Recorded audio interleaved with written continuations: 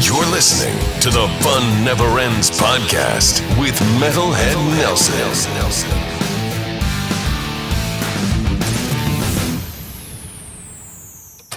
Welcome to the Fun Never Ends podcast. I'm Metalhead Nelson, and today it's going to be an Ace Frehley tribute. We're honoring the late, great Ace Frehley. With me is the one and only Tod Howarth from Frehley's Comet, my buddy Rod from Steel Rod and Room Service and Non-Makeup Air, an Unmasked tribute to Kiss. My buddy Paul, who was in Gods of Thunder, and then this is Todd's friend Brian from. You're in the Texas area, right? No, I'm up in St. Louis. Todd and I we've never met. Okay. I saw the link through his wife's posting, Valerie. So that's how I contacted you. That's my misinformation on me. I've been on Facebook for quite a while, though. I'm up in St. Louis, and I'm from the former Rocket Ride tribute band. Right on. All right. Sweet. All right. So, we're just here to honor the great Ace Frehley, and I want to start off with you, Todd. You had worked with Ace on, of course, Frehley's Comet and Second Sighting, which I have the album right here. Yeah. Talk about your first interaction with Ace, and then coming on board with the Comets. Well, the way I met Ace and ended up in Frehley's Comet was when I was playing keyboards for Cheap Trick.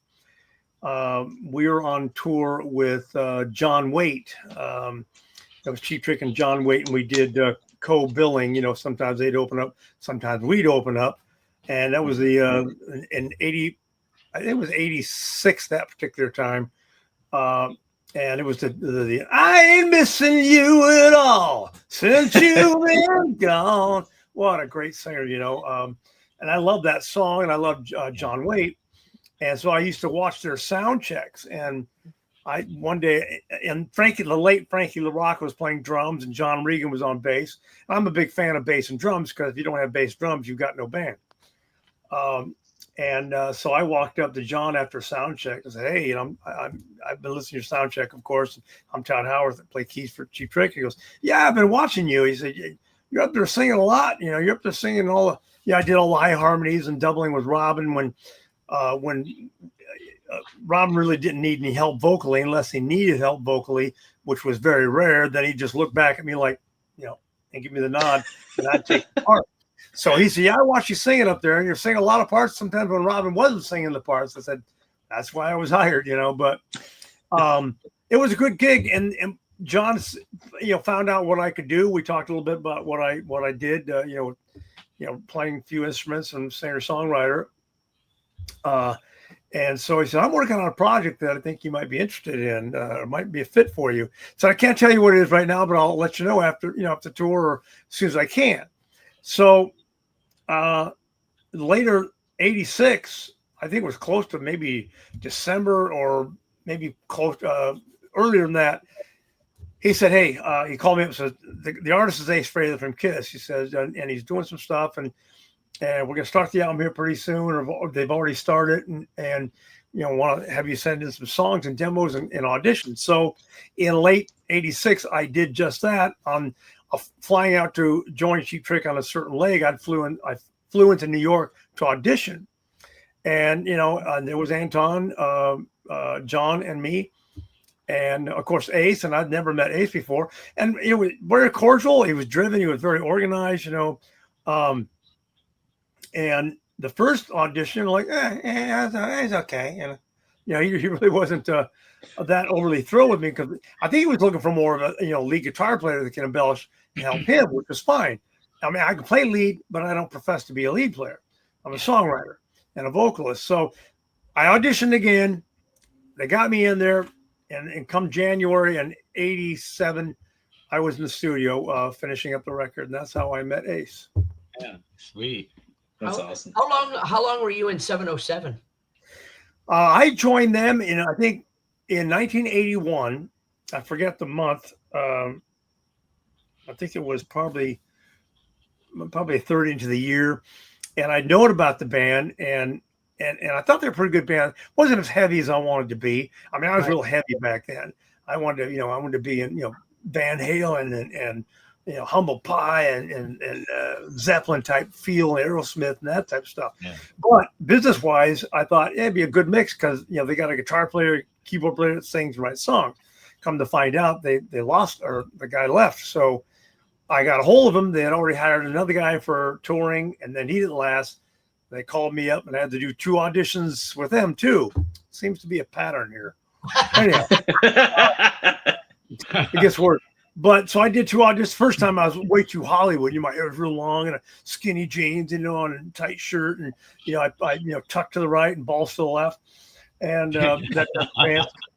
And so I did audition the second time. The manager said, "Look, tone it down. Do exactly what you did before because you're killing it." So I did, and I joined the band. We went out and tour with REO Speedwagon High Infidelity tour. Wow, biggest tour that's I've a done. big tour. Wow, it was nice. huge. And then the band finally disbanded about I think it was probably middle '83 to late '83, and by that time I had already sang backups on Ted Nugent's Penetrator album. And then in January of '84, Ted said, "Hey, you ought to come out and tour with us for the European American tour." I said, "Yes, please," because I had no job at the time, so I didn't have to audition for that one. Right. So you came in on their second album, Megaforce, right? Yeah, I was on the first album was called The Bridge. We recorded I Could Be Good for You. I Could Be Good for You. I Could Be Good for You was the first album. Yeah. And they did the second album, real brilliantly labeled as the second album. And I was not on that. There was just the 3 principal members. Then I joined shortly after that, and then we did an album called The Bridge in San Francisco. I wasn't aware they had 3. Okay. When Peter Bogart died, and in Casablanca, and then we got another deal with Megaforce Records when we recorded Megaforce, the album, which title track was in the movie, that great movie Megaforce. That was 81 to 83. Oh, wow. Which then, like you said, became your actual song on. It was Frehley's Comet. Yeah, Frehley's Comet. And I don't want to suck up everybody's win here, but I guess that's what's happening here. If Rod would just give somebody else a chance to talk, it'd be really nice. Oh, he's next in line. I'm taking it all in. I'm just taking it all in. We're all taking it all in. Yeah. When I met with Ace, after everything was said and done, and we're in the studio doing stuff, Ace invited me up to his condo, or said, "Come on up to the condo. Let's go over some of your stuff. Bring your tapes and your cassette tapes and all your stuff." And so I'm going through the catalog and everything, and he saw the title Megaforce. Goes, "What's this?" And I said, "What's the song I did for my band 707, where we did it for a movie, and it's the same name as my record label." I said, yeah, it is.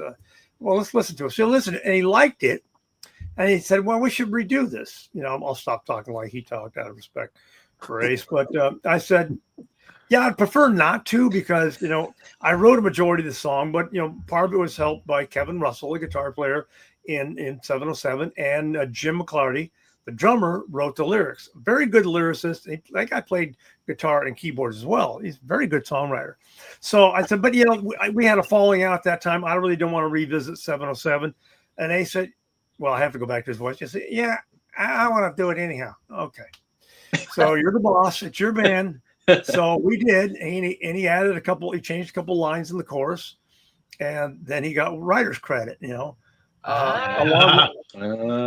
is fine. That's the way the business works, I'm not slamming Ace on that, because other people have done it too, like Jonathan Cain from the Babies, and now Journey, and then right. Journey was in the studio when we recorded it with Keith Olsen in North Hollywood. And we walked in, and he was set up with the keyboard and the console, and I recognized it. "Hey, Jonathan Cain, I'm Tod Howarth. What are you doing here?" "Oh, I wrote this intro for the song Megaforce." So, "Oh, cool. Yeah." And he said, yeah, that's cool.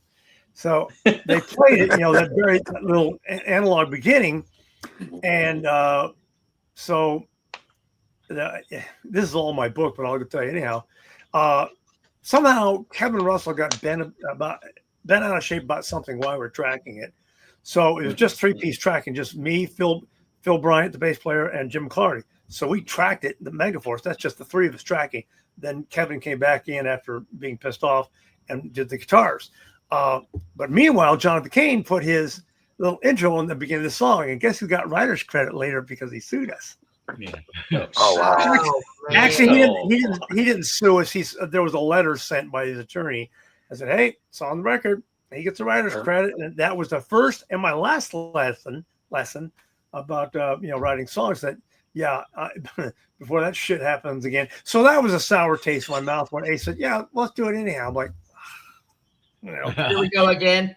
But you know what? It turned out great. A lot of fans like it, and it wasn't an ego thing with me because I wrote the bulk of the song, but at that time I thought I have other songs to write. I've got this song called "Something Moves Gonna Smoke," and I had other songs too that were in the wings, but that's how that came apart. And the good thing is that the fans really liked it. Something Moves is definitely a cool song. Kevin Chalfant sang the lead. And incredible singer, and he sang, his nads off on that. And when I sang it, my range wasn't as far as I thought at the time. It wasn't as good as Kevin's. Kevin's timbre is fantastic, and his range was really good. And my range was virtually the same, just a different timbre. But I pulled it off okay. But I really liked the way Kevin sang because he really smoked the song. Yeah. Yeah. Right. So real quick, back when you were saying that you were in 707 and you were doing the tour with REO, I probably saw you back then. I was 13 or whatnot at the Busch Stadium here in St. Louis when it was the Grand Slam Super Jam. Yep. And I have 38 Special, REO Speedwagon, Loverboy, and Rainbow. Oh, yeah, wow. Rainbow, right.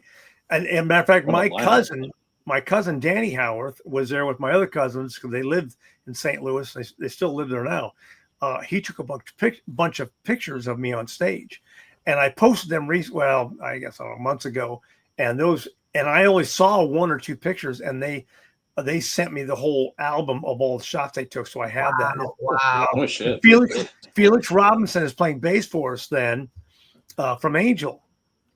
And I just ran into Felix in Florida just late last year. Was it late last year, Dave? I think it was. Felix Robinson. Yes, at Danny's birthday party. Yeah, Danny's birthday party. Yeah, November. Yeah. So it was great seeing Felix. But that was, that was just something like that. Yeah, it was just huge crowds. And I thought, I've made it. Everything's uphill from there. I'll never have to worry about anything again. Yeah, that was and not to mention it was hot. The whole field just opened, and they take everything and just put the stage in the middle, and we were taken care of. We had an awning over us, so nice and fans. But it was warm. I do remember it being warm, and like St. Louis, humid and warm. Big surprise there. Yeah, right. Hi, Valerie. By the way. Hey, hello. You want to see? Oh wait, yeah. Hi, Valerie. I was going to turn the camera on because she doesn't want to be on, but she's got the Return of the Comet T-shirt on, and so you come back, stand behind. You have to show your face to show the shirt. And you can sneak in behind the show. Maybe. Yeah. Maybe. She'll do it when I'm not looking. Yeah. Least expected. Thank you, Todd. That was cool. Yeah. Then let's move along to Rod. Thank you, Todd. Rod, talk about what Ace and Kiss has meant to you throughout the years. Oh, man. The first time you discovered the band. Well, I think a lot of us, probably Kiss meets the Phantom of the Park, 11:30 at night on a Sunday night on Channel 9. Just going through I'm going to age myself, got a TV guide. And you got the little ad. I'm like, what the fuck is this? I got to check it out. I had the TV guides in the 90s. And I fell asleep. 70s. I fell asleep. I never watched it. What? You fell asleep? 60s, so, 70s. I was 8 years old. And what am I going to do? Oh. Yeah. And I remember just my dad had a massive record collection, which I now have. It's all everywhere. Damn. Yeah. He gave Nice. during COVID. He gave me 800 pieces of vinyl that he Wow. wanted out of his house. So, and then during COVID, I bought another 1,000. So there you go. Amazon's beautiful. So I just remember going through his stuff, and I was an album covers guy. If I liked the album cover, that's how I discovered bands like Jethro Tull and Sabbath, and like you said, Humble Pie. Live at the Fillmore is one of the greatest albums of forever. It's really been a gas. It's been a gas. So then I pull out this record, and I'm like, what is it called? It said Kiss Alive. And it's a double record. I put on side 3 on X, and I think it's Rock Bottom is the first song. Yeah, on side 3. Rock Bottom, 100,000 years, watching you. And I wanted to be Peter Criss originally. That's what I wanted. That drum solo on 100,000 years. Yeah. But then I saw the Midnight Special, and there it is. Wow. I saw the Midnight Special, and it was, I think it was a Midnight Special. It was a version of She. Yep. 75, right? Just Ace's swag. Can't beat it. Still to this day. There was Jimmy Page and Ace Frehley. Those are the 2 best swagging guitar players that ever came down to Earth. And I know he's not from Earth, so there you go. Yeah. But it was Planet Gentle. Yeah, and I went through my whole 80s thing and the Yngwie Malmsteens of the world and the Steve Vais, but I always will come back to Ace Frehley because I always get in arguments with people because of his vibrato. Everybody says Michael Schenker, which it's amazing, but I'll take Ace Frehley's over Michael Schenker. That's just me, my opinion. His charisma and his sound. It's just yeah. It is.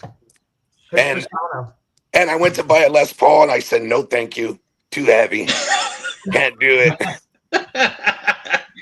For the record, though, when Frehley's Comet, I hated those Washburn guitars he played. I wanted him to go back to that Les Paul so bad, and when he did, and it had like the Black Floyd Beauty Rose on it or something, I was like, no. It looked like a Kaler, right? Yeah, like it was. Oh, yeah. Then he brought out the Black Beauty, which you finally see kind of right.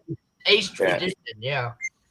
Yeah, and that was like, I've seen little snippets of pictures without his makeup, but that Frehley's Comet record, when you see him without the makeup, right? That was weird for me. I was like, whoa, that album though, that album is incredible. I listen to it weekly. It's so good.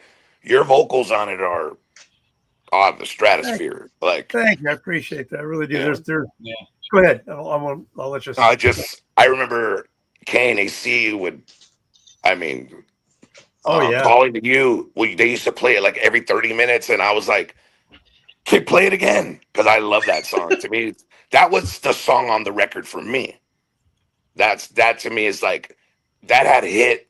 Why it wasn't a bigger hit, I'll never understand. Yeah, and then here I'm going, I didn't want to do that song. What a dumbass.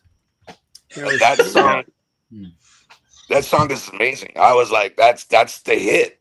Into the Night's a great song too, but that song, especially during the time, it was the radio song right there. Yeah. Compared to others, it was. And the thing is, the vocals did it for me. That song, I just loved the chorus was incredible. Just, it was right on. It's probably one of those factors where the radio stations go, well, it's not Ace singing, so There you go. Yep. Yeah. I'll chime in a little bit. Unfortunately, there's a lot of truth to that. I understand that because of the business aspect of it. And the kind of the same thing with this. It's over now. I wrote that song for Cheap Trick to do. That's a great and song.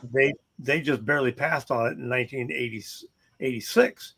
And of course, I brought it over and showed it to John, playing it for John in the studio in New York while we were mixing the first record. He goes, "Wow, we're going to do that for the next record." And I think the same thing happened because it wasn't Ace singing it, and it wasn't Ace playing the lead. And so I think and there's two sides of that coin. And I understand it. There's Kiss fans that don't want to hear Todd; they just want to hear Ace. I get that. And there's a record label says, "Well, we just want to hear Ace. We don't want to hear this other blonde guy. You shut up. Be quiet." But all I wanted to do was help the band and make it. And I had big plans for the next record because I thought I see what's happening. That's all right. Business is business. So I'm going to make some heavy music that will showcase Ace more and me, but kind of show like this is what Ace can do when he really puts his mind to heavy stuff. Oh, maybe some anthemic stuff that we didn't really do at the time besides Rock Soldiers. But anyhow, go ahead, Rod. No, but that I'll stand by your vocals, and they're amazing, and that song should have been a bigger hit. Thank you. I second it. But you're right. Kiss fans are very finical. It's weird. The great fans in the world as far as fans go. Yeah. But they're because of that. They'll turn on you in a second if they don't agree. They will turn on you because they hate. I mean, Paul. I'm sure you know Paul being in a tribute. I do a tribute, and in my tribute, there's two lead guitar players because our singer don't play guitar. Okay. But who's Ace? I go, well, depends on the song, I guess. Oh, you guys don't wear makeup, blah blah blah. I'm like, yep. Okay. Yeah. It is. They're gonna bitch about something. Oh, you guys did too many deep cuts. Oh, sorry. That's some of the shit we ran into when we started our tribute. Yep. Yeah. Like we'll do like "Lover All I Can," and that's a great song. That's a great song. I love that song. You got people be like, "Is that from the non-makeup era?" I'm like, "Are you kidding me?" No, no. And that one, and the one that blows my mind is when we do "All American Man." That's another one of my favorites. And I'm like, it goes over well because it's heavy and it rocks. Yeah. We did but that then one too. Everybody just wants to hear the typical Kiss Alive. Because when I joined Room Service, I said, look, we're going to do something from the first album to Creatures of the Night. That's where we'll stop. And then we wanted to add, because we don't wear makeup, we have to do non-makeup Kiss. It only makes sense. Yeah. Right. We're almost there. We got a nice, but I did convince the guys to play Psycho Circus. It's a good song. Yeah. But I kept begging Paul to do Psycho Circus. Like, I don't remember. You know what? We did. We did to it. His defense, once. That is not an easy song. No, we did it once. Yeah. It's not. Yeah, Mike Ruby, our singer, he does not want to do that song. It's hard. And it's an opener. So that's a hard one to open with. Yeah. See, with you guys, you have the luxury of just Mike Ruby just singing. He doesn't have to sing and play. Right. And it's like Psycho Circus, I was like, because we did it when the album first came out. We did it at Santa Fe Spring Swap Meet, because we have 3 1-hour shows we got to fill, and I don't like repeating. So we did Psycho Circus once, and when that song was over, I was like, man, am I glad that's over, because it's not really an easy song to play and sing at the same time. Right. Because it's got a lot of weird little movements in it that's just like, oh, I'm glad we did it once and once only. and me being me being the Ace fan that I am, I was bringing those songs. Like, let's do like Save Your Love and those. I'm like, I wanted to emphasize a lot on Ace because we didn't have an Ace Frehley per se in the band. Yeah. We both did it. So I was like, we used to do, of course, Shock Me, Rocket Ride, Rip It Out, Snowblind. Yeah. I'll still, his 78 solo album is my favorite. I think it's the best one, but Paul's is like 1B. Yeah. It grew on me over the years. I still think Jeans is the worst. I'll say it. Yeah. Oh my gosh. I'll say it. But one of my favorite from those 4 solo albums. I'm sorry? Which one did you say was the worst? Jeans. I liked Jeans over Peter's, and I played Peter Criss, and it was like I hated Peter's album. I'll tell you why I liked Peter's was because it was the most non-Kiss. Yeah. They're supposed to be solo albums. The jazz soul that came out. I loved it. That's Peter connecting to his roots. Yeah. He's a big band player. That's where he came from. Where Ace sounded like all the songs that they denied. Yeah. And he basically said, "Fuck you guys! I'm gonna put out the best album you guys I could have been in your band." It's like sound too. He kind of I mean, I would love to hear Paul sing "Rip It Out." I think it would be kind of cool. Yeah. Shit, Todd, I'd love to hear you sing it. Rip it out, take my heart, you want it in. There you go. Re-record it. Let's go. Yep, we played that one also, and I sang on that one on some of the times. Yeah, you know, a song we tried, and it was a bitch to get down, so we finally gave up. Was "Hard Times" off of Dynasty. Yeah, we rehearsed it a few times, and we just like, nah. That it's like, and Anton doesn't play the same thing every piece. No, like I give up. When I joined, I'm the new guy in room service. So when I joined the band, first rehearsal, the first song we did was "I" off The Elder. Oh wow! And I was all, why? But I get it. I totally get it. I like The Elder. A lot of people don't. I think it has some great moments, especially the Ace moments. Dark Light, and The Oath. Those are great songs. Yeah. There's a couple of good songs. But see, people shit on Unmasked, and I love Unmasked. I did too. There you go. She's so European. I mean, it was stupid cool. It's more towards the stupid, but yeah, it's heavy on the stupid, less on the cool. Not so much on the cool. But that's when they pissed everybody off when they said Unmasked, and it was just it was like they were like, really?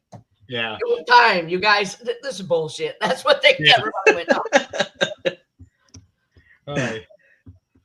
Thank you, Rod. Let's move along to Paul. Same thing like I asked Rod. What'd you ask Rod? I asked Rod that. Okay. Talk about your. Okay. In Paul. in so order... talk about your first. Sure. How much Ace and Kiss meant to you, and your first, experience with. Okay. How much time we got? We still got time. We got time. We're going to go through the rotation. Yeah. In order to get my entire take on Kiss, you got to go back to 1974 when I was a 12-year-old kid walking around in Azusa, California. And 20 minutes for me. Okay. All right. And synchronize watches and go. And I was at a Music Plus in Glendora. We've been there many times. Dating myself, right? I'm 63. So I walked into Music Plus, and I walk in, and I open the door, and I walk in, and there's this stand, 4x4 across, four deep, of Kiss, their first album. And I saw that, and I was just like, yeah. But being 12 years old, I didn't have any money, so I had to ask for a present. So my parents got it for me, and I slammed it on the record player, turned it up to 11, and whoa! And I was hooked from there. And got to see Kiss at the Forum when I was 16 years old on their very, very short abbreviated Love Gun tour. And somewhere around here, hold on, excuse the silence.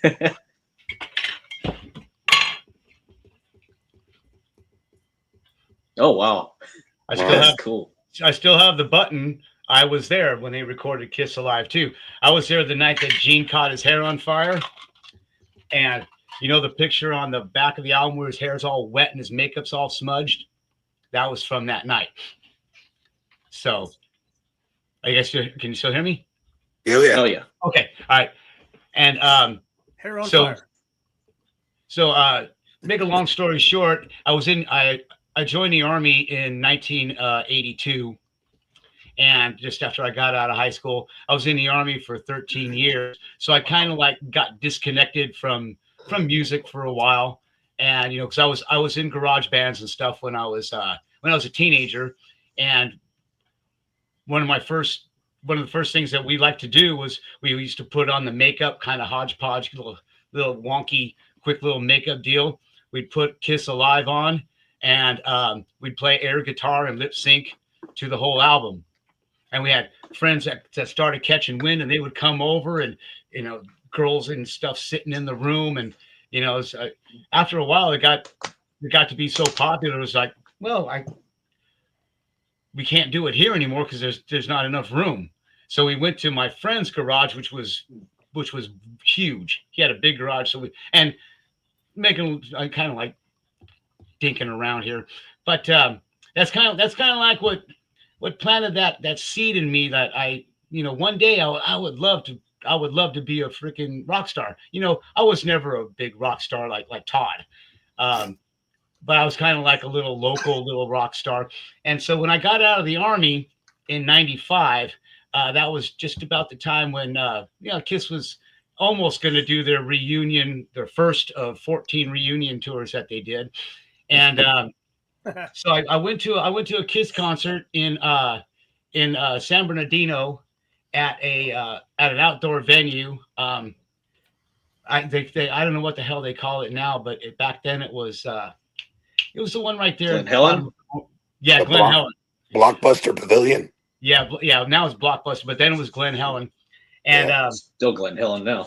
Yes, well, and so I put the makeup on, and I had a Kiss costume, I had a Paul Stanley Love Gun costume, and I'm walking through the crowd and everything, and this guy walks up to me, and he says, "Please tell me that you sing and play like Paul Stanley." I said, "Well, as a matter of fact, I do," because I bought an Ibanez Iceman. It wasn't a PS10, but I bought a black Ibanez Iceman, and I started dinking around again, starting to get back into music. And my hair wasn't really long yet, but it was getting there.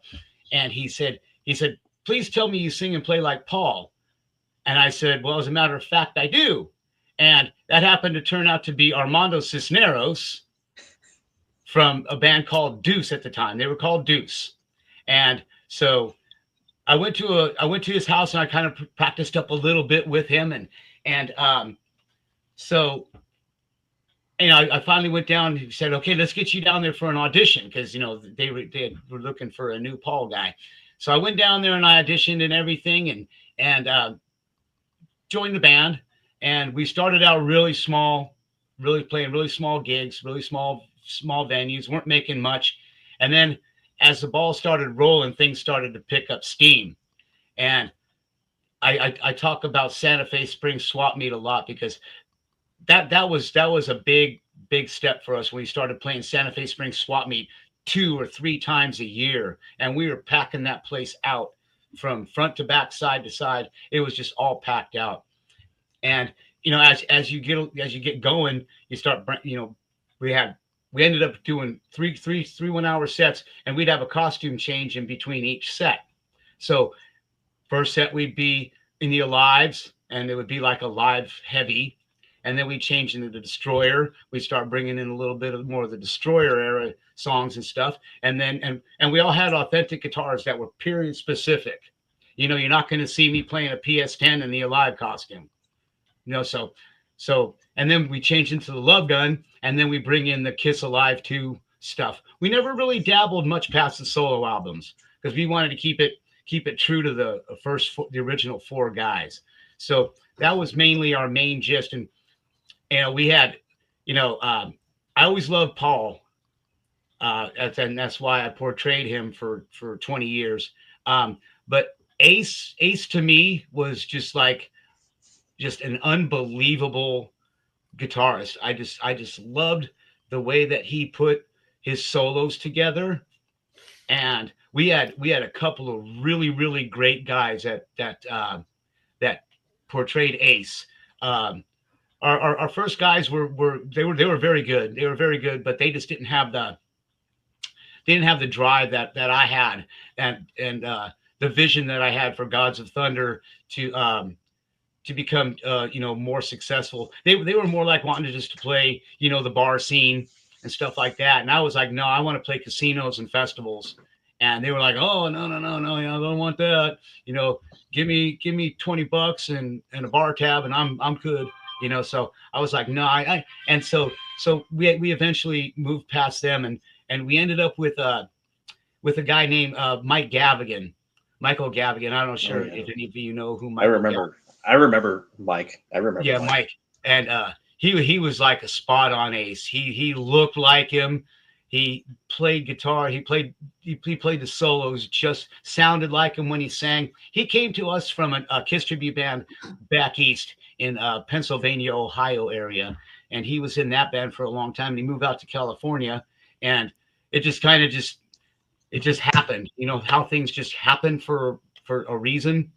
And he ended up playing with us for about 7 or 8 years, and he got a promotion at his job, and he just wasn't able to go, take off on a Friday for the entire weekend. Or play a gig in the middle of the week or something came up. So he ended up having to step down. And then we ended up with Randy Chambers, and good old Randy Chambers. I love Randy. And so, yeah, he finished it out with us.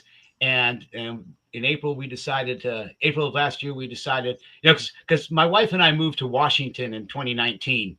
And so, if you're not all in the same geographical location, it gets really, really difficult to keep it going. But we did it for about 3 or 4 years after we moved up here. And then things just got to be really, really tough getting gigs, and, Southern California, there's a tribute bands are so overpopulated, Rod, you know how that goes. And so you're fighting and scrapping and, trying to make money. And I got to fly down and all this other stuff. And, Armando had to buy basically a second set of, the second Marshall stack for me and everything. So, but, we made it work for about 4 or 5 years. And then it just got to be too difficult, because I was managing the band. I managed it from day one, making all the phone calls and sending all the emails and working out the financials and what do you guys cover? And you're covering hotels and this, that, and the other. And so, it just got to be too much to try to do it and put it together. So we ended up calling it quits last April. But I tell you, that the 20 years that I did this, it wasn't about work. I never worked a day in my life when we were doing the Gods of Thunder tribute to Kiss. It wasn't work. It was all fun. It was nothing but love. And me myself, speaking personally, I didn't do it for me. I did it for the young fans that never saw Kiss. And we played a lot of all ages. I'll tell you, Santa Fe Springs Swap Meet, that was probably one of my favorite places to play because it was all ages. Kids could come out and we would just take pictures in between sets before the show, with the kids and everything. I did it for the people that never had the opportunity to see Kiss back in the heyday, back in the 70s. Full costume, makeup, the original 4. Just blowing the world up and setting the world on fire, going scorched earth on everything.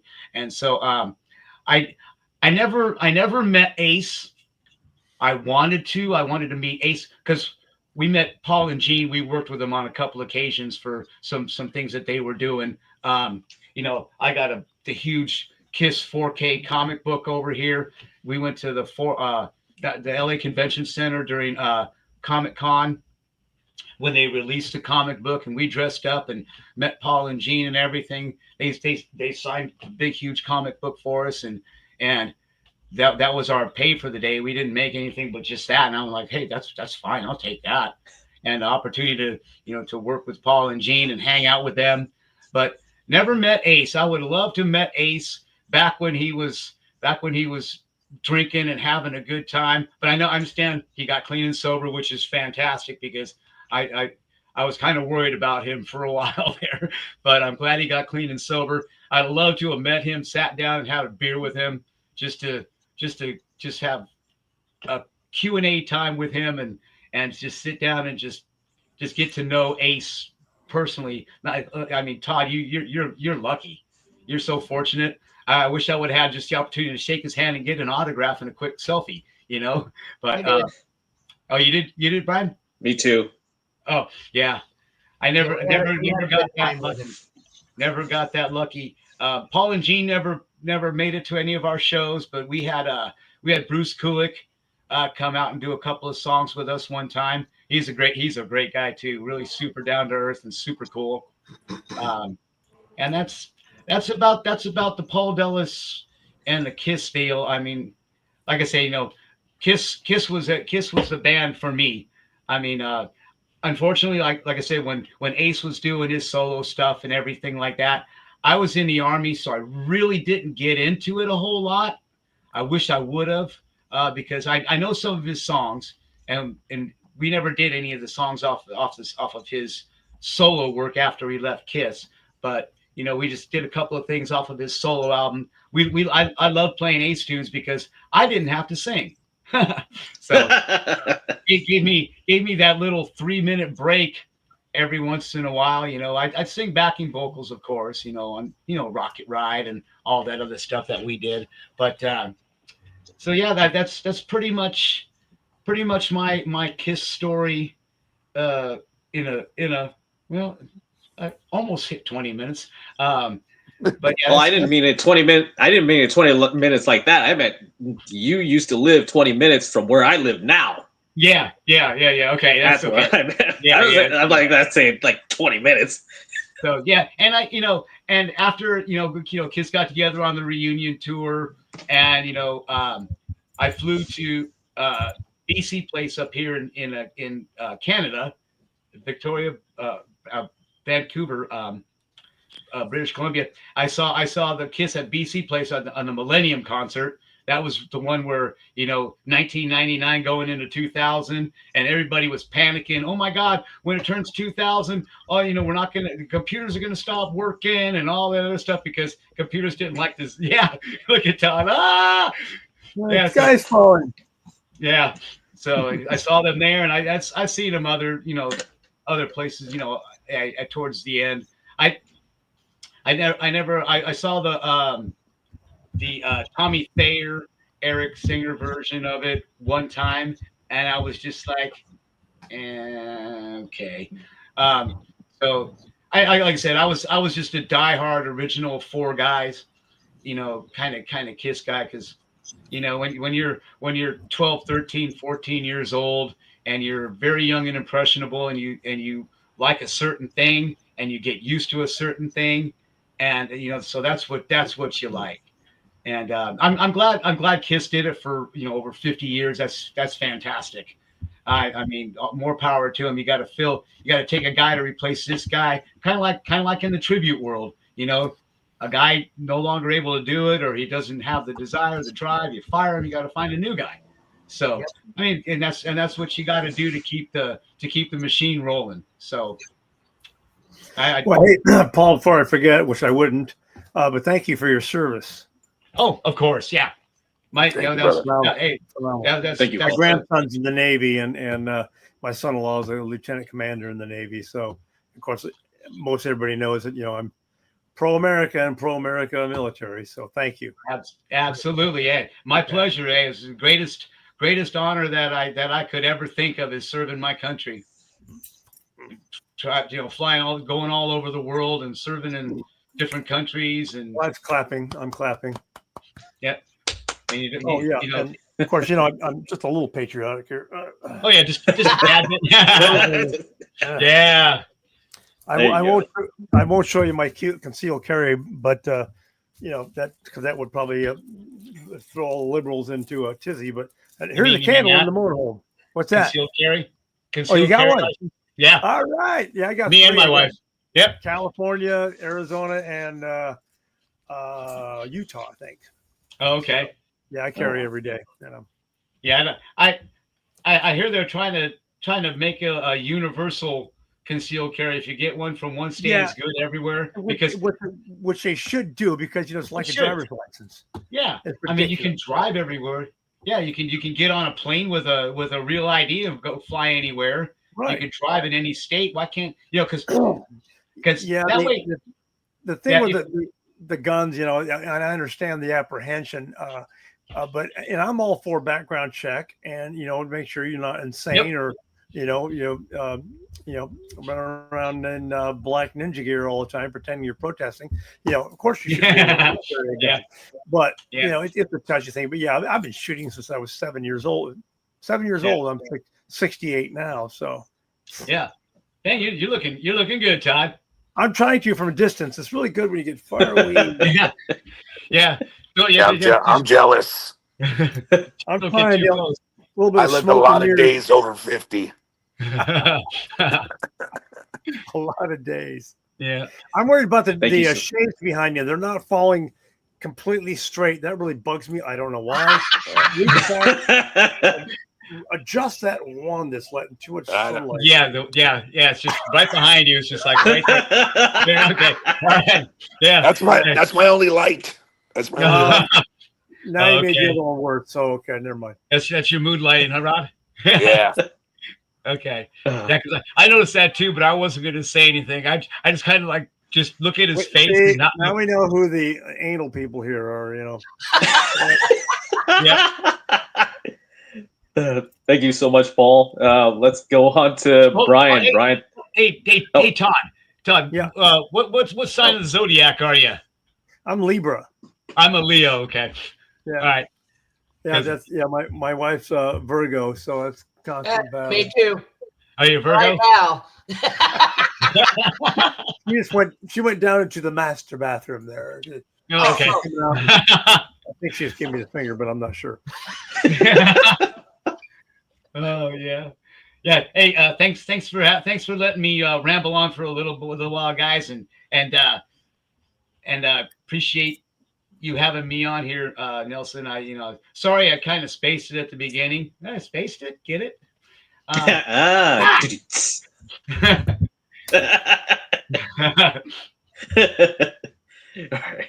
Thank you, Paul. Let's go on to Brian. Brian, talk about your experience with KISS and Ace and what they mean to you. So, of course, like everybody, my first experience would have been, walking through and seeing that. Mine was seeing Alive 2 at Kmart. I was back in the day into like the Bay City Rollers and things like that were popular. That was radio. You walk through Kmart and there's this album with these guys, especially Gene with the blood. And it was like, what is that? I've got to know what that is. And then my first album that somebody bought me in 6th grade was Kiss Alive. Of course, start listening, loved it. And Rock and Roll All Night, the Power one, not that studio crap. Yeah. And so then I got into KISS more and more. And I really liked everybody on it, just all the characters. I wanted to be because of, the blood, the fire, this and that. And then I also wanted to be Ace Frehley because of the guitar and just being him. Never could play guitar or anything, but I did love Peter Criss. So I kind of adapted to playing drums. My parents would never let me have any. So I, air drummed and played on the bed and boxes or whatever.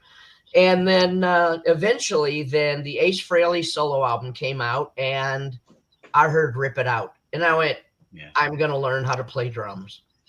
And Rip It Out is one that was like, I've got to learn that. And I eventually did on air drum and this and that.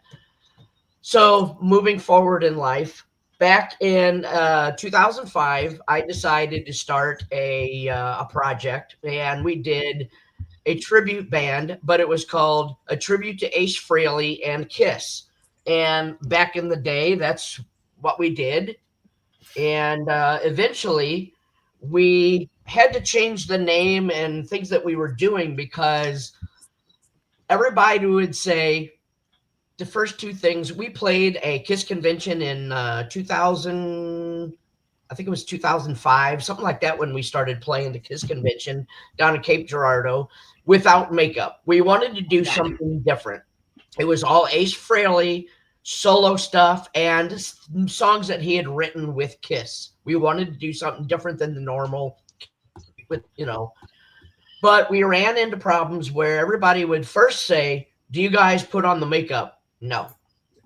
And do you guys do Beth? And we went, that's not even Ace Frehley. No. So after some time, we decided, let's go ahead and put the makeup on so we can get more gigs and this and that. We swapped the name around a little bit. And at that point, we said, we are a tribute to Kiss and the music of Ace Frehley. And that's what we had, right there. Oh, wow. So then in 2013, we had the chance I pestered the hell out of one of my friends who was having, that I went to high school with. I pestered him to let us play the ComCon that he had called Contamination 2013. He had The Walking Dead there, the guy from Spider-Man. He had the original Jason Voorhees and Leatherface, a whole bunch of horror things. But Ace Frehley was the main featured guest there. So we got to play the show, and it was arranged to where we actually did get in and see Ace Frehley, talk to him, get pictures with him. And what was funny is when we were standing with him, I being the short one, only 5 foot tall, I had no problem standing right in front of him and over to the side. But our Ace that had the makeup on, he was standing there, and they go, Ace, lower down. And it was funny because Ace Frehley would lower down and our Ace would lower down. And they go, no, Ace Rocket Ride or Ace Makeup or whatever, lower down. So it was like trying to get the balanced picture. We got our pictures, and I invited him to come up and play with us because we had another rig set up. And he said, I'd really like to, but I'm really jet lagged, and I'm going to just go hang out in the hotel. So he did. But John Astronomy and his girlfriend at the time came down, and they hung at the show, and all these different horror people and this and that came and watched us. And matter of fact, I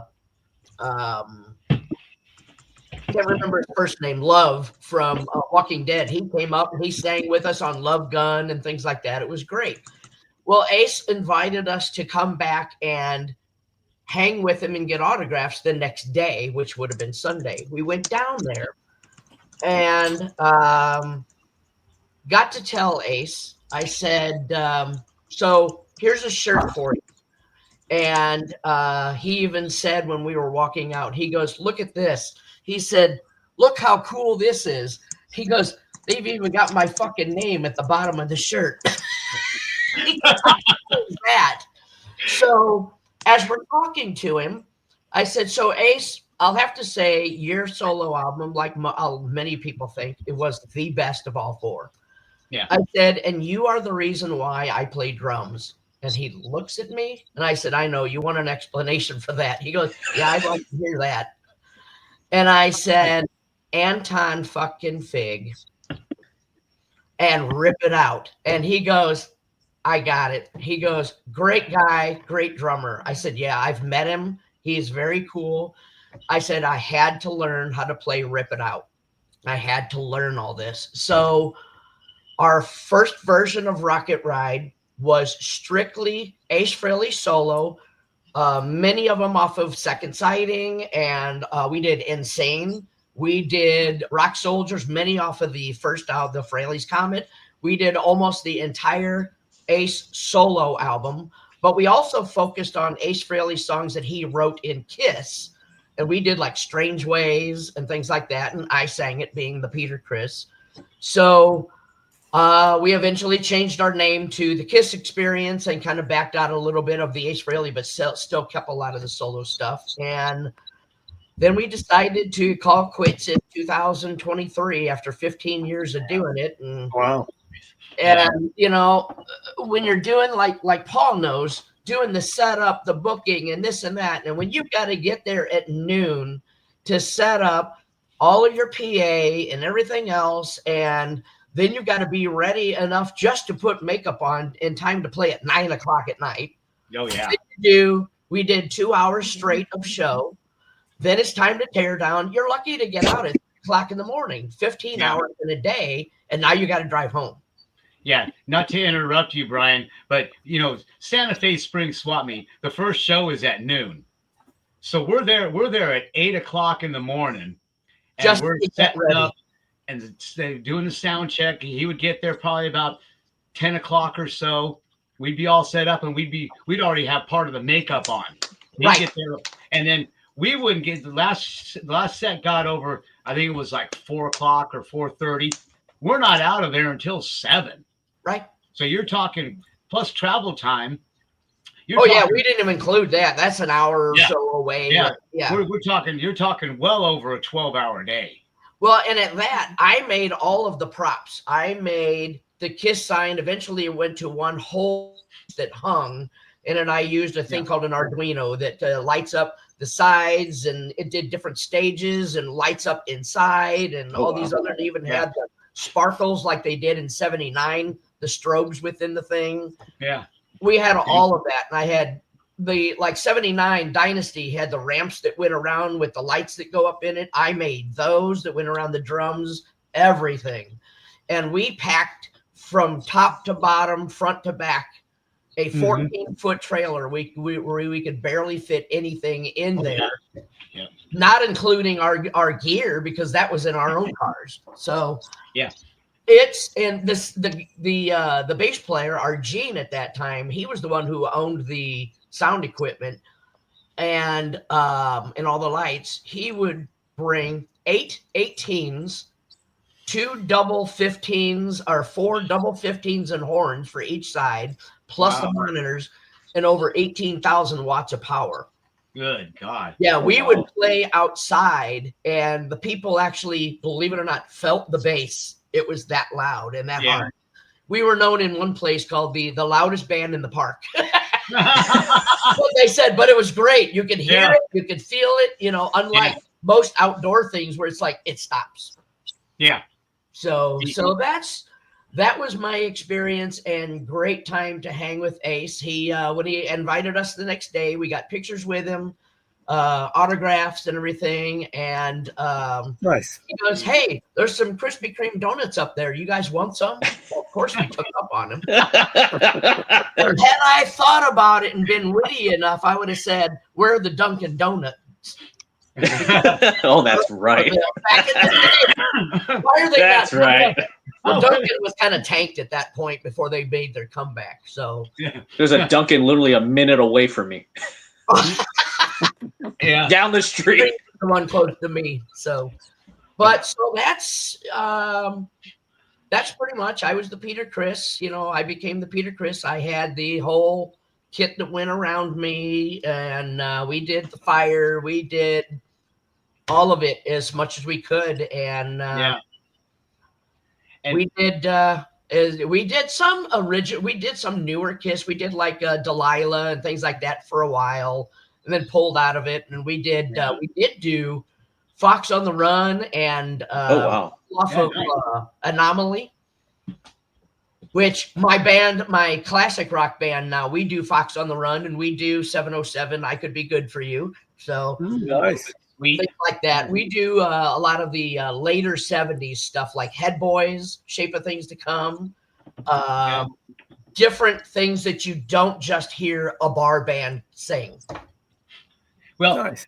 And let me just kind of just throw another couple little things. Since Brian was talking about Peter Criss, I would be absolutely remiss if I didn't mention my Peter Criss. He was with us for 15 of those 20 years. And Carl. Yeah, Catman Carl Morelli. I mean, just like Peter Criss, short, little, stocky Italian guy. And he painstakingly put together the entire drum set as it appears on the cover of KISS Alive. All pearls.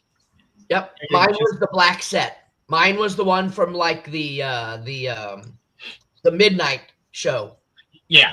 Yeah, mine was the black one, the concert toms and all that. I made them all toms and everything. And then I eventually did a Prism cover on all of them where he did in the 70s. Yeah, he left his just the way they were with the I don't know what color they were. They're kind of kind of like a beigeish, but like a metallic type. Yeah. Yeah. His was the exact drum set as it was on the just like the cover of Kiss Alive. I even had a gong. Yeah, he had a big gong. Yep, I had a gong. Somebody made me the gong. Yep. Just like that cover. Just right, like that drum set. Right there. Perfect. Right. Exact. From the little 6-inch. Yep. All the way around. Yeah, My favorite song to play was Making Love on the Alive 2.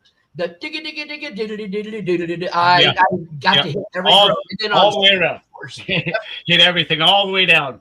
Then I eventually sold the set, and matter of fact, who was supposed to buy it from me and now got pissed at me because I sold it because I couldn't wait any longer was Stet.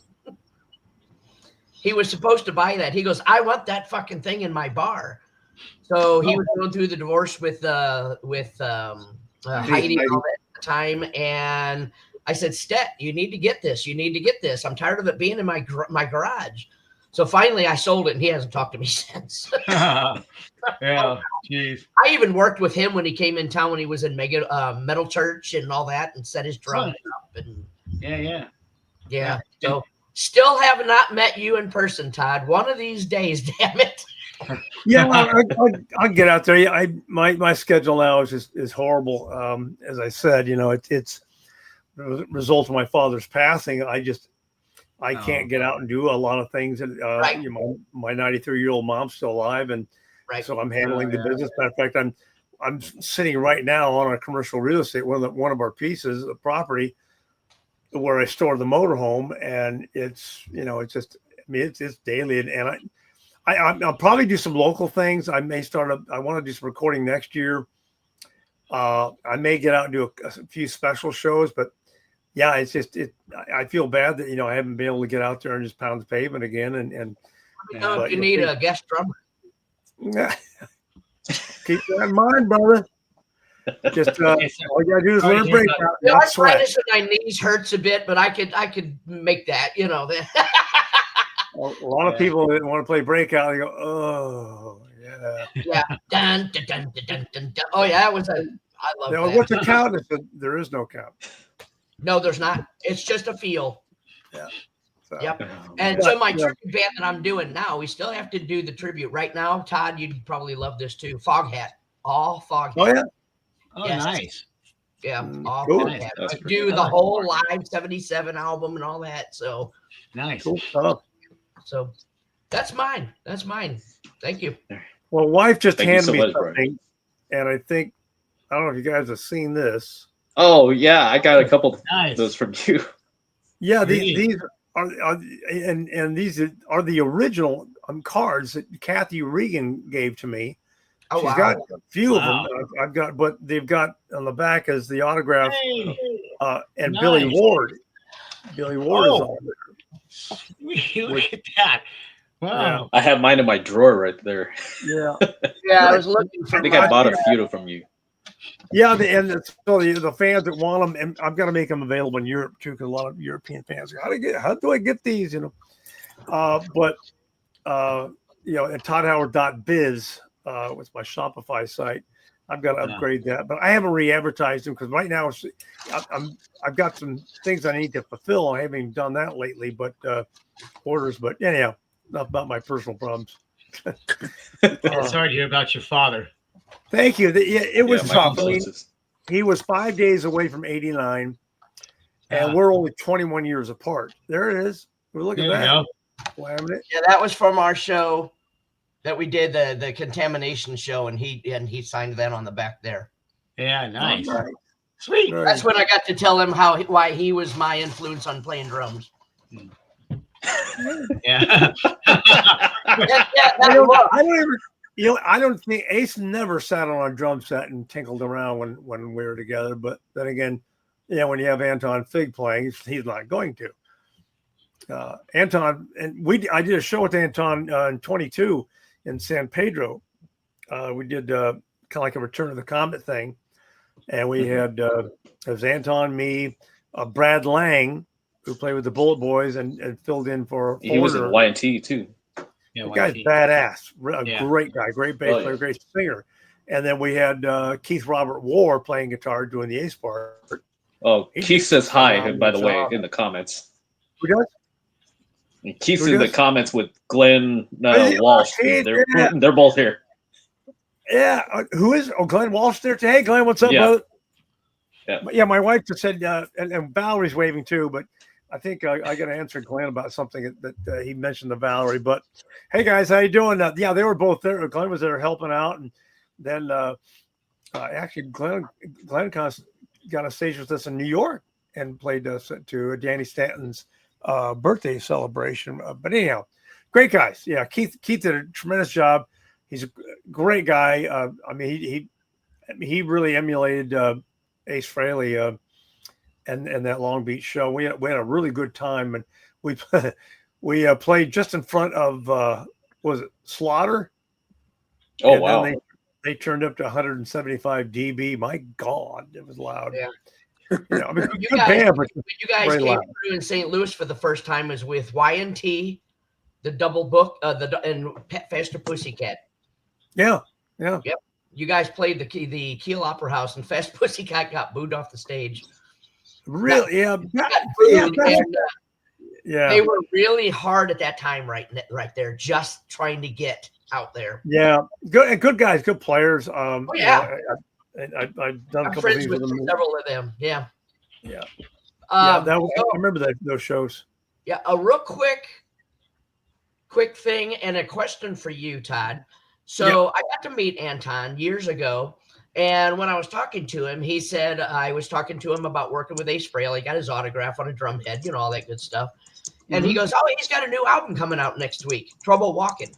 Oh, really? So I knew before it was actually, before the internet and all that, I knew about it before it was actually released. So maybe you know the story.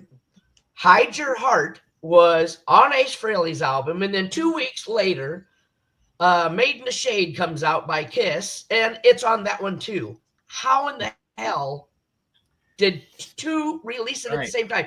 Ace's is much better, by the way. I'm not sure how that happened. I remember hearing something about that. That was with who was the woman that wrote it or sang it? Bonnie. Who? Holy Night. What was it? Holy Night. Holy Night. Yes, that's right. Holy Night. Yeah, and there was a thing about I wasn't involved in that whole thing, but I remember that. They both wanted to do it, and Paul wanted to do it, and they have another one on. It's already done, but hey, there's Keith. Poof, I'm here. Yeah, you just woke up. I know. Hold on, let me snap my fingers. I'm right here, boys. But yeah, I don't know the how that really transpired, but I knew there was like not a battle, but a dynamic there where they're both trying to do it, and John Regan was instrumental in that too, because he used to play with Holy Night, I think, or just a recording with her. But I don't know the whole story, so I may be talking out my ass.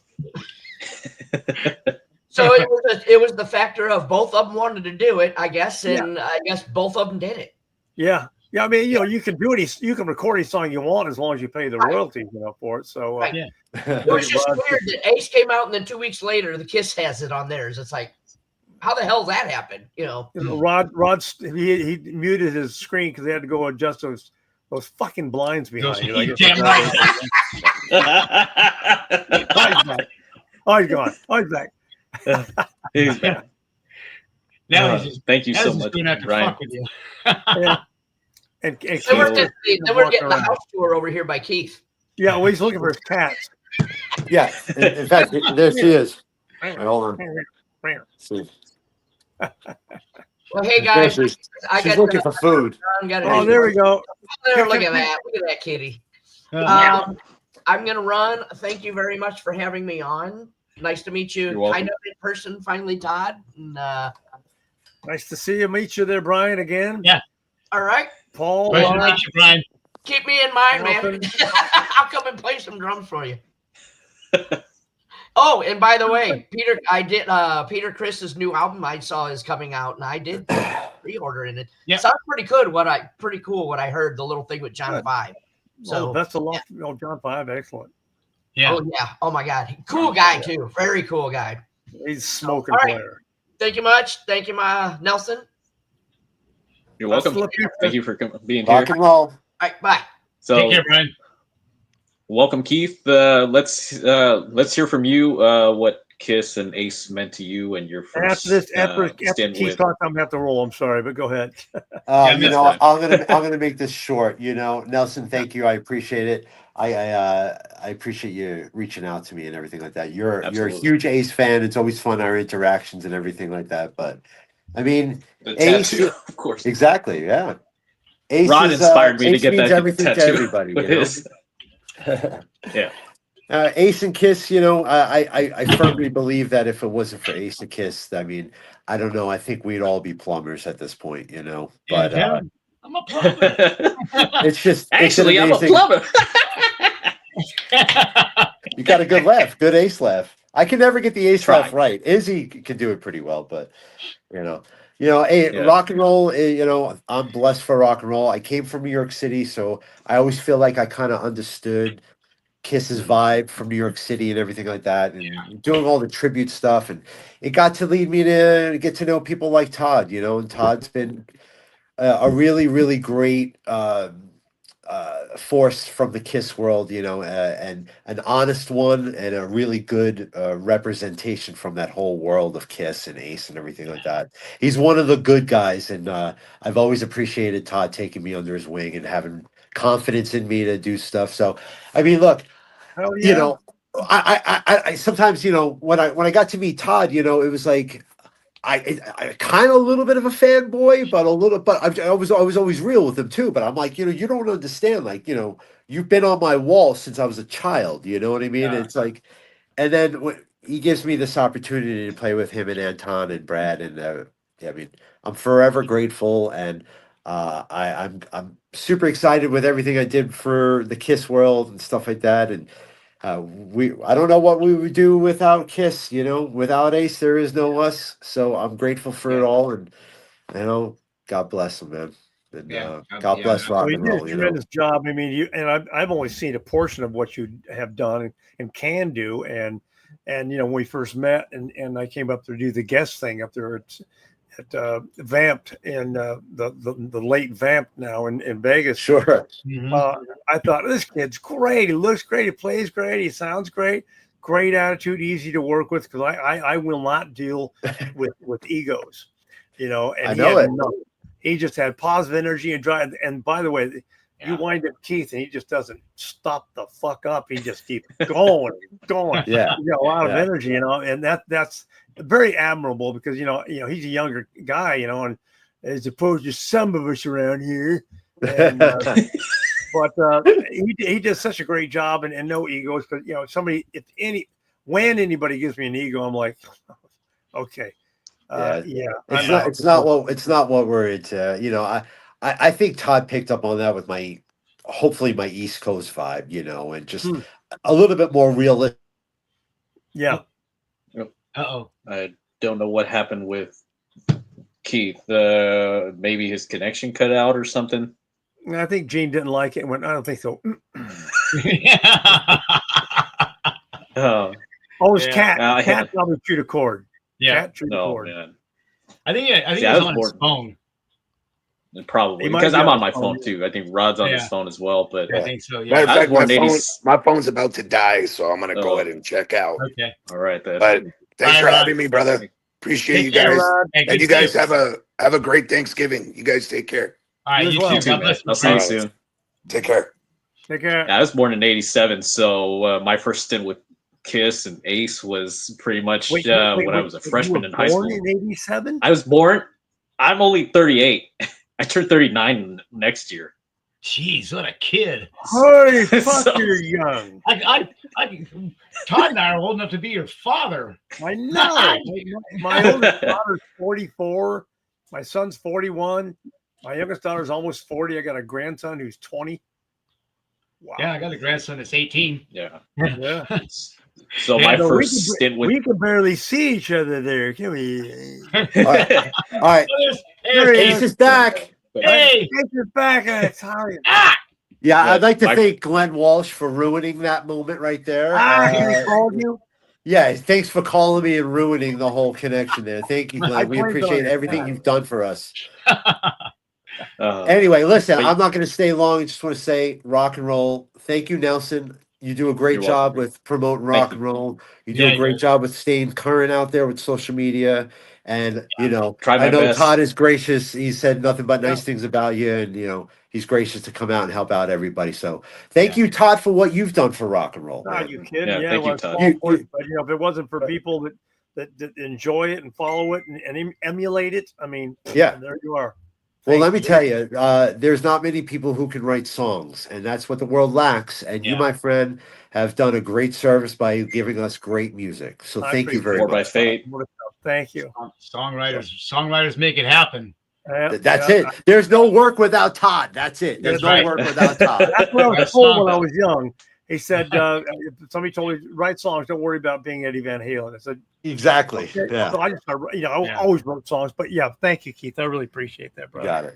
We'll talk soon, by the way. Sounds good. Listen, rock and roll. Hey, love you guys. We'll talk soon. Take care, Keith. Sounds good. Cheers. Take care, brother. Yes. So my freshman year in high school was 2003. A buddy of mine let me borrow a DVD of Detroit Rock City, and then you remember how what was it? Warehouse Music. You have to put the little stickers on the thing. So I sent it in for Very Best of Kiss, and then I heard Got to Choose, and I love that solo. Ever since then, the ball got rolling.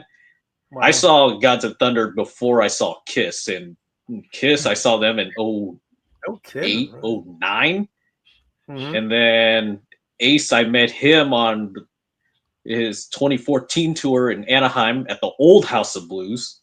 Nice. And I got to meet him for like 5 minutes, less than 5 minutes. But wow, I'm fortunate enough to meet you and become friends with you, Todd.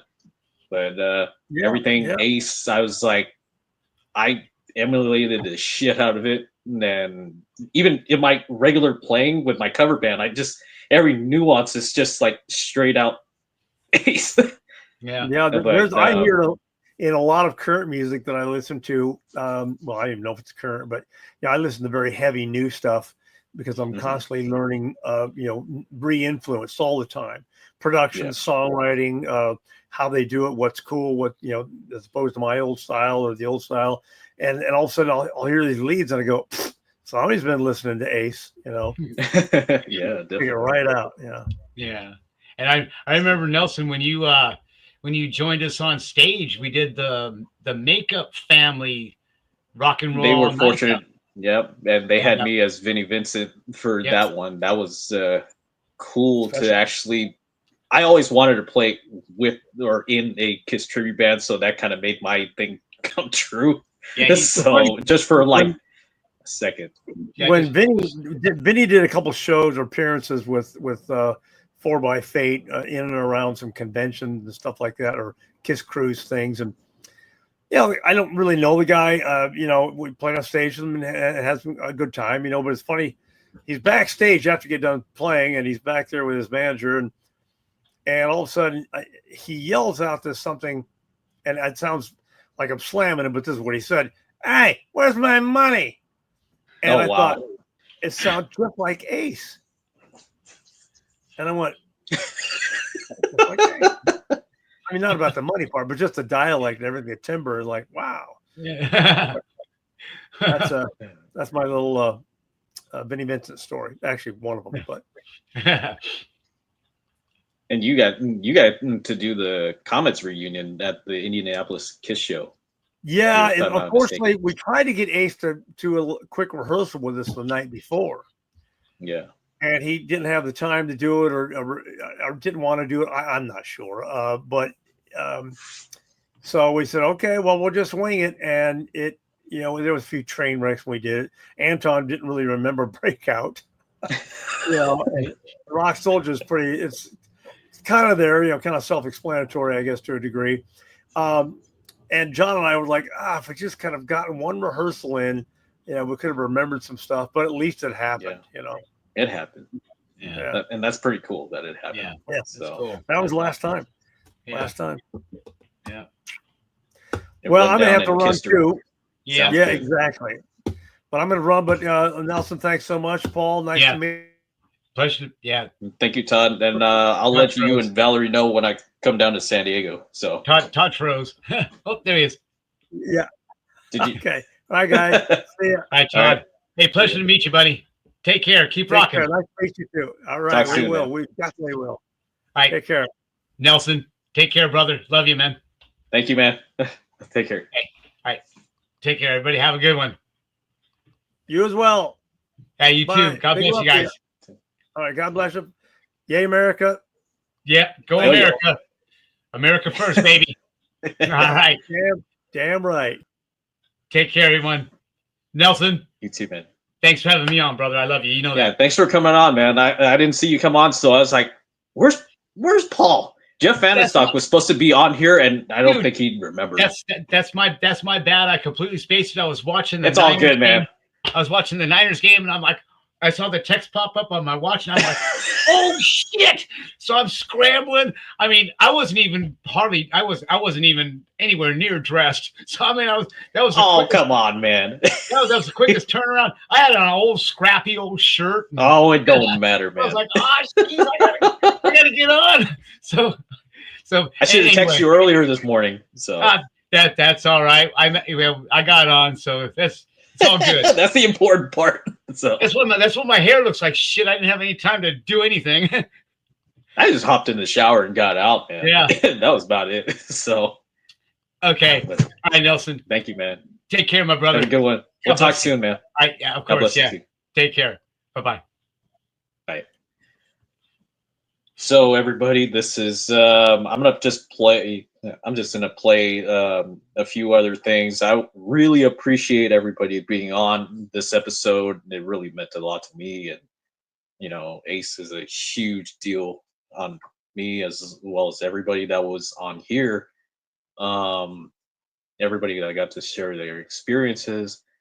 When Ace passed, it was really, really tough on me. Me being 38 and getting hooked on Kiss is just something else, man. It was really a hard one. Still to this day, it's hard for me to just kind of be like, that he's not here anymore.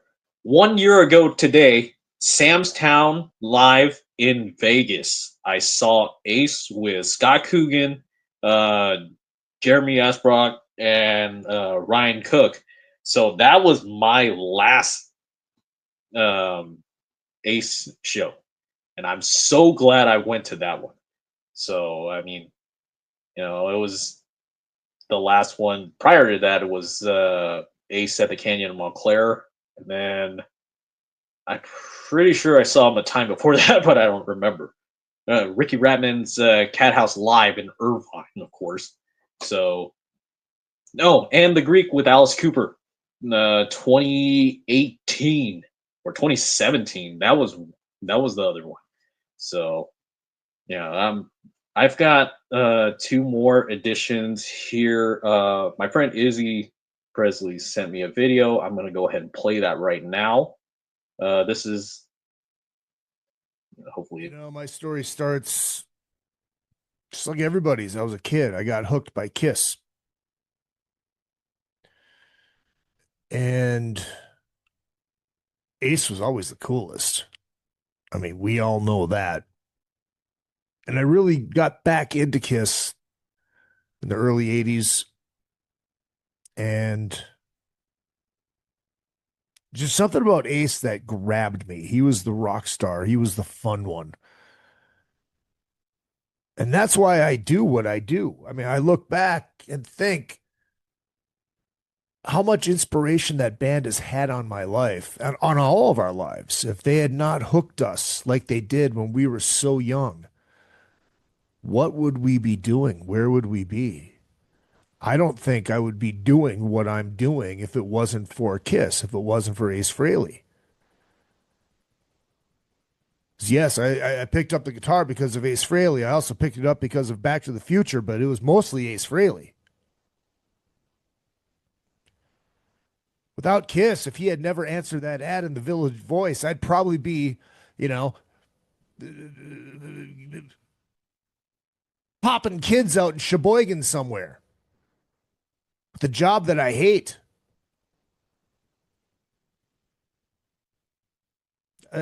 My trajectory would not have taken me here.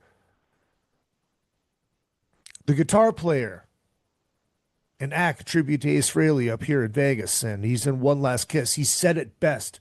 Without Ace Frehley, there is no us. Think about that. Think about how deep that statement is. I know you have Tod Howarth on the show. Tod, no Ace Frehley, there's no us. We would never, ever, ever have crossed paths in our lives. And I'm glad we did. With no Ace, there's no us.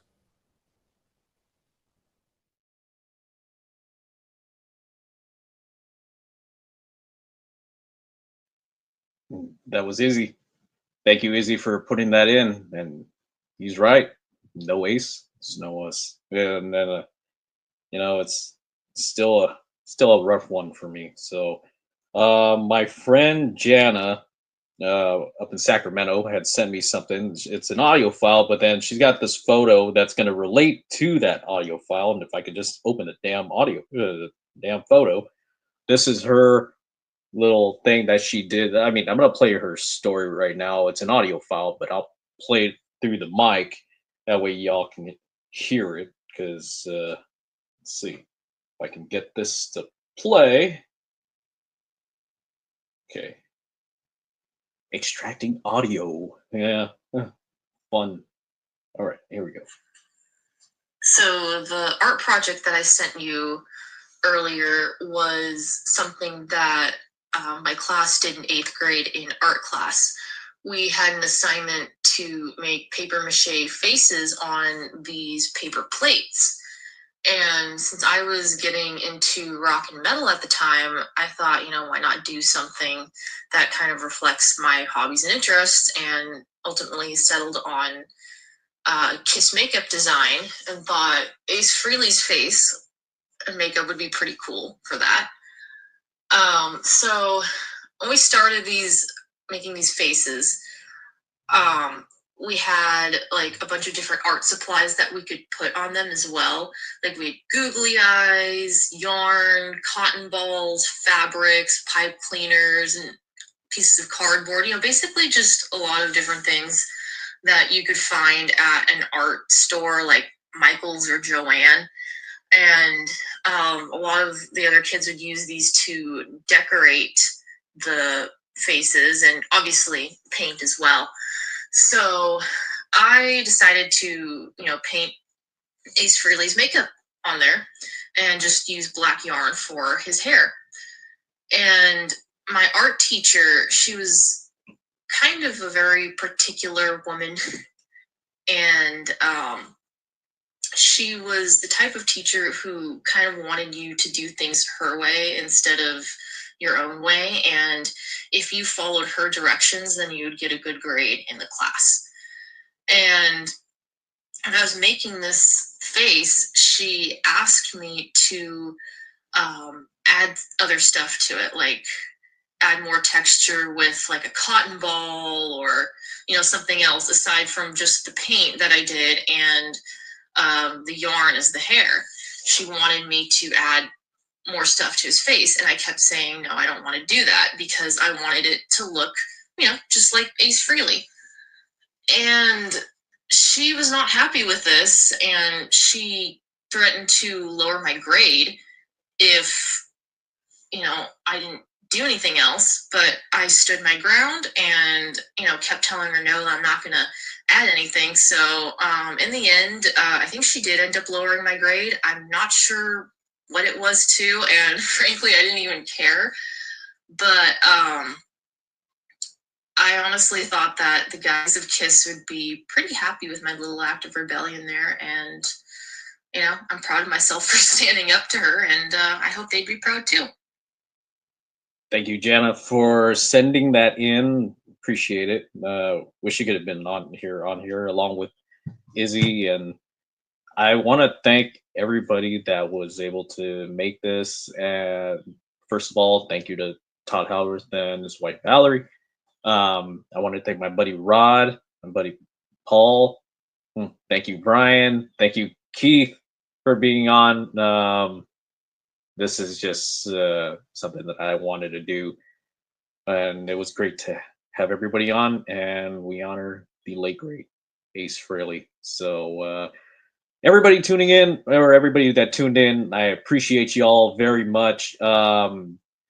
Check out Fun Never Ends Podcasts at funneverendspodcast.com. Anywhere you get your podcast, Fun Never Ends Podcast. And if you need, are you in the need for custom guitar picks or custom laminates for anything for your band or anything, maybe some custom drumsticks? Pickguy.com. My buddy Carson and Donna out in Detroit, Michigan, they run a business called Pick Guy Guitar Picks. They are amazing. I use them, and they rock. So if you need custom picks done, pickguy.com. Reach out to them.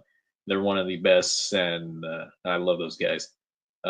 Thank you for everybody that tuned in. I will have this on Spotify, anywhere. It's going to be, I'll repurpose it on YouTube so it's just the video. But thank you for everybody that came on. I appreciate everybody, and everybody that tuned in. I fucking appreciate you. But I love you all. Thank you, and rock and roll. Have a great rest of your day. I'm out of here. Thank you for tuning in. Appreciate you and love you all. Thanks. Bye.